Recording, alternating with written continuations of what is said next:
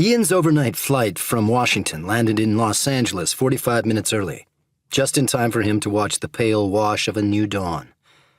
The same travel agent who had been handling him for years had arranged this particular trip, which had been hugely embarrassing for them both, flying economy, selecting the airline and flying overnight because of the cost. Ditto for the rental car. Thankfully, no explanation had been necessary. News of Ian's recent scandals had made almost daily headlines in the local Annapolis papers. Frozen accounts, Federalist townhome going up for auction, bankruptcy. When he'd gone by to collect his tickets, the agent had actually said it was a good time to get out of town. Ian had become accustomed to drinking his coffee black while recording his first album. The studio had kept artificial everything, sweetener, dry milk, the works. He had soon learned only newcomers took anything in their coffee. At 4 o'clock in the morning, with gallons of caffeine drunk during session after session of repetitive takes, it no longer mattered what anyone put in their mug or how long the pot had been stewing. All anyone wanted by that point was the jolt. The stronger the brew, the better. 6.5 years later, Ian still took it black. Such memories struck him at the oddest times.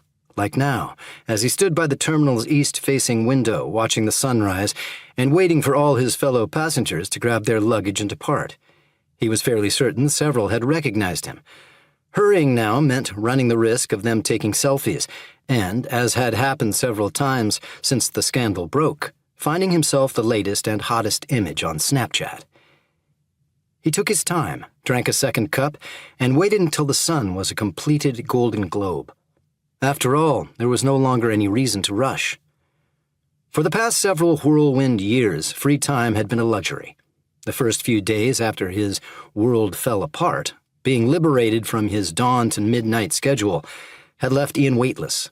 Now, though, the hours clung like weights. Memories rose unbidden, drawing him back to the horrors that had shredded his world. Just like now. He remembered what it had felt like 7 years earlier.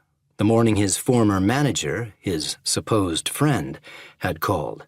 5:15, the world still dark, Ian nearly shattered with exhaustion after having just returned from concerts in Paris and Frankfurt, having flown back because he was scheduled to start rehearsals with the National Symphony Orchestra the next day. Just the same, 30 seconds after being awoken, he was dancing, shouting into the phone, almost delirious with astonishment and joy. His album had been nominated for a Grammy. It had debuted at the top of the classical list. #1.